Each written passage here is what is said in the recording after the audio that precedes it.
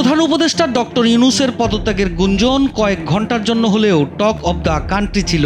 এরপরই হঠাৎ উপদেষ্টা পরিষদের রুদ্ধদ্বার বৈঠক। রাতেই বিএনপি জামায়াত এনসিপির সাথে প্রধান উপদেষ্টার বৈঠক। সবকিছু মিলিয়ে কিছুটা ঘোলাটে পরিস্থিতি বিরাজ করছে দেশের রাজনীতির মাঠে।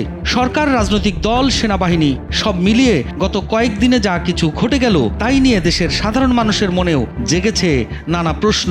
কাতার ভিত্তিক জনপ্রিয় গণমাধ্যম আল জাজিরা বাংলাদেশের চলমান রাজনীতি আর ইউনূস প্রশাসনের ভবিষ্যৎ নিয়ে বিশ্লেষণধর্মী একটি প্রতিবেদন প্রকাশ করেছে।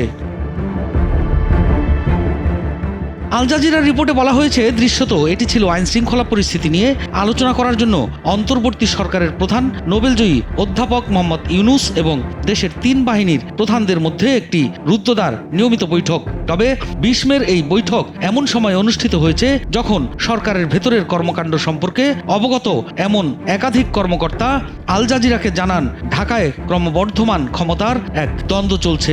এই ঈদে জামা জুতো অ্যাক্সেসরিজের ডিসকাউন্ট। এই উত্তেজনাকে দেশের সামাজিক ও মূলধারার গণমাধ্যমে অন্তর্বর্তী প্রশাসন এবং সেনাবাহিনীর মধ্যে এক ধরনের ঠান্ডা যুদ্ধ হিসাবে উপস্থাপন করা হচ্ছে। এই টানাপোড়েন এখন ইউনূসের নেতৃত্বের ভবিষ্যৎকে হুমকির মুখে ফেলেছে। 9 মাস আগে সাবেক প্রধানমন্ত্রী শেখ হাসিনা ও আওয়ামী লীগকে অপসারণের পর সরকার পরিচালনার দায়িত্ব গ্রহণ করেছেন তিনি।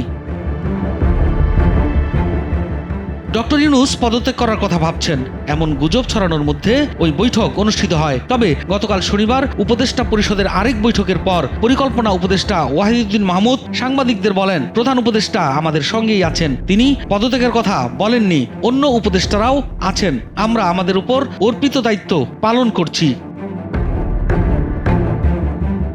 বিশ্লেষকরা বলছেন, এই অচলাবস্থা এখনো কাটেনি। এখন প্রশ্ন হচ্ছে, সেনাবাহিনী ও সরকারের মধ্যে উত্তেজনা বাড়ছে কেন? গত বুধবার সেনাপ্রধান জেনারেল ওয়াকারুজ্জামান খোলাখুলি আহ্বান জানিয়ে বলেছেন, চলতি বছরের ডিসেম্বরের মধ্যেই জাতীয় নির্বাচন অনুষ্ঠিত হওয়া উচিত। তিনি সতর্ক করে বলেন, সেনাবাহিনীকে দীর্ঘ সময় ধরে বেসামরিক কাজে নিয়োজিত রাখলে তা দেশের প্রতিরক্ষা দুর্বল করতে পারে।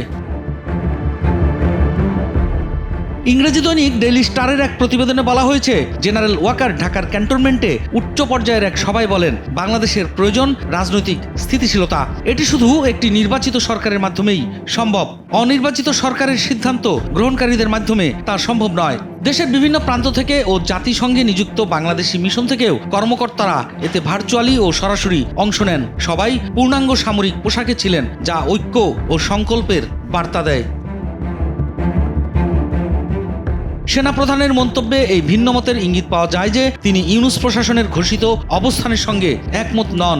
অন্তর্বর্তী প্রশাসন বলছে, 2026 সালের মাঝামাঝির আগে কোনো নির্বাচন নয়। এদিকে জনগণের ভোটে নির্বাচিত সরকারের অনুমোদন ছাড়া আরও কয়েকটি বড় সিদ্ধান্ত নেওয়ার ব্যাপারে উদ্বেগ প্রকাশ করেছেন সেনাপ্রধান। যেমন চট্টগ্রাম বন্দর সম্ভাব্য বিদেশি ব্যবস্থাপনায় দেওয়া কিংবা ইলন মাস্কের স্যাটেলাইট ইন্টারনেট সেবা স্টারলিংক চালু করা। তিনি বলেন, এসব পদক্ষেপে জাতীয় নিরাপত্তা বিঘ্নিত হতে পারে। জেনারেল ওয়াকারের এসব মন্তব্য এমন এক সময় এলো যখন চারদিকে গুজব ছড়িয়ে পড়েছে যে ইউনূস প্রশাসন নাকি গত সপ্তাহে জেনারেল ওয়াকারের পদচ্যুত করার চেষ্টা করেছিল, যদিও সরকার বা সেনাবাহিনীর কেউ এখনো এটি নিশ্চিত করেনি। এই গুজব নিশ্চিত না হলেও এটি জনমনে ব্যাপক আলোড়ন তুলেছে এবং অন্তর্বর্তী এই সময়ে বেসামরিক সামরিক সম্পর্ক নিয়ে প্রশ্ন তৈরি করেছে। তাই জেনারেল ওয়াকারের এই প্রকাশ্য দৃঢ় বক্তব্য এবং সাংবিধানিক প্রক্রিয়া ও জাতীয় সার্বভৌমত্বের উপর এর গুরুত্ব আরোপের সময়কালে বিশ্লেষকরা অন্তর্বর্তী সরকারের ক্রমবর্ধমান বেসামরিক উদ্যোগ নিয়ে সেনাবাহিনীর মধ্যে বাড়তে থাকা অস্বস্তির একটি ইঙ্গিত হিসাবে ব্যাপকভাবে দেখছেন। রাজনৈতিক বিশ্লেষকরা বলছেন, ডক্টর ইউনূসের পদত্যাগ নিয়ে আলোচনা অন্তর্বর্তী সরকারের অভ্যন্তরীণ ঐক্যের অভাবে বাড়তে থাকা হতাশার প্রতিফলন হতে পারে। গণ অভ্যুত্থানে পরবর্তী সময়ে অন্তর্বর্তী সরকার ঘিরে যে ঐক্য গড়ে উঠেছিল তা দৃশ্যত এখন ব্যক্তি স্বার্থে দুর্বল হয়ে পড়েছে। পদত্যাগের আলোচনা সম্ভবত সেই ঐক্য পুনর্গঠনের প্রয়োজনীয়তা বোঝাতে এক ধরনের সংকেত।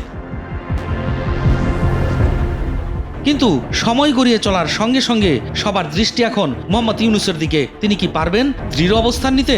এমন প্রশ্ন উঠেছে, ডক্টর ইউনূস কি পারবেন গত বছরের নাটকীয় গণ অভ্যুত্থানের পর দেশের দ্বিতীয় রূপান্তরকে সফলভাবে নেতৃত্ব দিতে, নতুন ঐক্যমত্য প্রতিষ্ঠা করতে?